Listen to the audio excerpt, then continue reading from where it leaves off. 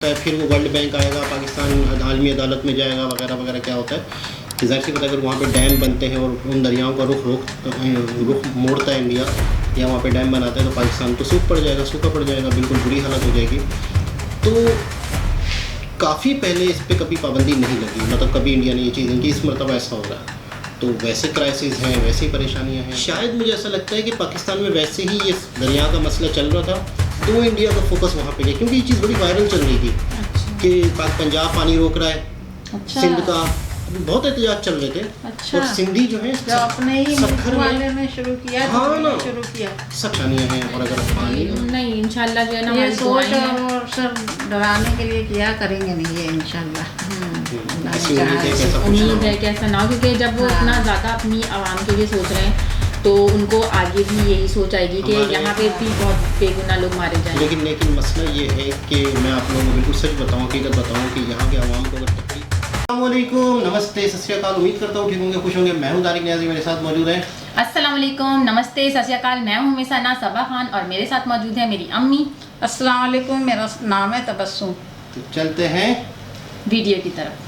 तो वीडियो का टाइटल है Pakistan in big trouble, Indus water treaty finally cancelled.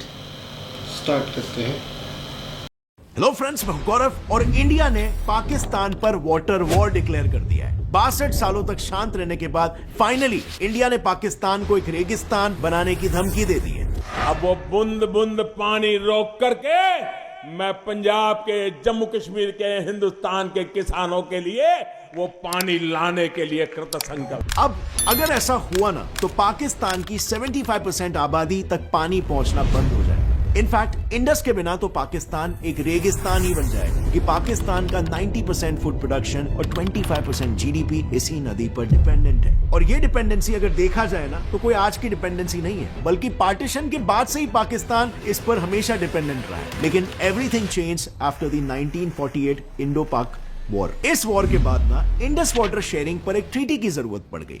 देखो, पार्टीशन के बाद एक दिन 1948 को कश्मीर में पाकिस्तान के रिपीटेड इनकर्जन्स को देखकर कुछ देशभक्त इंजीनियर्स ने पाकिस्तान में जाने वाले पानी को डैम्स की मदद से रोक लिया, और बस इस एक अकेले मुद्दे को उठाकर पाकिस्तान इंडस वाटर ट्रीटी मांगने लग गया। बट माइंड यू, ये इंडिया का इंडस रिवर का इस्तेमाल करके पाकिस्तान को थ्रेटन करने का पहला और आखिरी एक्शन था। हालांकि इस इंसिडेंट के तुरंत बाद इंडिया ने कैनल्स को फिर से शुरू कर दिया, लेकिन फिर भी इस इंसिडेंट का फायदा उठाकर पाकिस्तान ने वर्ल्ड बैंक को अप्रोच किया और अल्टीमेटली वर्ल्ड बैंक ने इंडिया और पाकिस्तान के बीच साइन करवाया the infamous Indus water treaty. अब अगर देखा जाए ना तो इंडस वाटर ट्रीटी को दुनिया की सबसे सक्सेसफुल और सबसे ज्यादा जेनरस ट्रीटी का मानी जाती है। एक बार तो फॉर्मर यूएस प्रेसिडेंट आइजनहोवर ने इसको डिस्क्राइब करते हुए ये कहा था कि ट्रीटी इस डिप्रेसिंग दुनिया में एक चमकता हुआ सितारे जैसा है। और हो भी क्यों ना, क्योंकि इस ट्रीटी को साइन करके इंडिया ने दुनिया भर में एक एग्जाम्पल सेट कर दिया पीस और यूनिटी का। जरा इन रिवर्स को देखो, इंडस और उसकी ट्रिब्यूटरीज इंडिया से फ्लो होकर पाकिस्तान में जाती है, यानी इंडिया टेक्निकली ठहरा अपर रिपेरियन नेशन, जबकि Pakistan is downstream riparian nation. अब क्योंकि अपर रिपेरियन नेशंस के पास रिवर फ्लोज का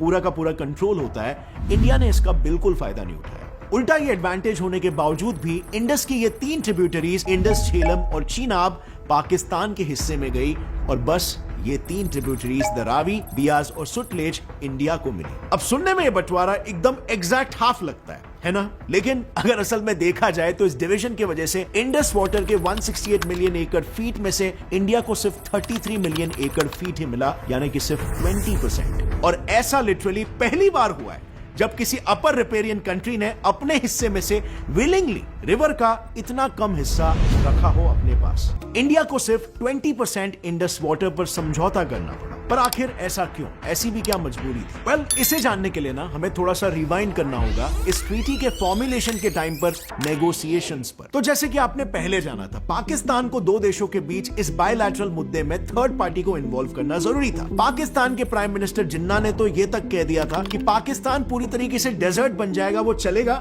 लेकिन वो हिंदूज द्वारा दिए गए पानी के भरोसे नहीं रहेंगे। और वहीं पर दूसरी तरफ इंडियन प्राइम मिनिस्टर का कहना यह था कि इंडस वाटर बेसिन में दोनों देशों के शेयर के लिए भरपूर पानी है। अब नेहरू जी को वो टाइम पे शायद यही लगा कि ये ट्रीटी पाकिस्तान की तरफ दोस्ती का एक हाथ हो सकती है और इसी गुडविल और फ्रेंडशिप के लिए भारत सरकार ने पाकिस्तान को बड़े बड़े कंसेशंस दे दिए। अब वो टाइम पर हमारे प्रधानमंत्री का विजन हो सकता है बेशक सही हो, लेकिन अगर आप थोड़ा सा लॉजिकली देखोगे तो ट्रीटी नेगोशिएट करते समय दोनों देशों के पहले प्रपोजल्स देखकर ही उनके इंटेंशंस का एकदम साफ अंदाजा लग जाता है। क्योंकि जहां पर इंडिया ने सामने से पाकिस्तान को 76% हिस्सा देने की बात की थी, वहीं पर पाकिस्तान इंडिया को बस 13% हिस्सा देना चाह रहा था। और बस इसीलिए कुछ जियोपॉलिटिक्स एक्सपर्ट का यह मानना है कि इन इंडियन डिमांड से वर्ल्ड बैंक को झट से यह समझ में आ गया कि इंडिया एक सॉफ्ट टारगेट है, उसका एक सॉफ्ट साइड है और इस सॉफ्ट साइड को एक्सप्लॉइट किया जा सकता है। और बस फिर वर्ल्ड बैंक ने खुद को पाकिस्तान का एक सेल्फ प्रोक्लेम्ड लॉयर बनाकर यह प्रपोज किया कि इंडस रिवर का 80% पानी पाकिस्तान को दिया जाए और 20% सिर्फ इंडिया को मिले। And to no one surprise, Indian side ने भी इस हाईली पार्शियल प्लान को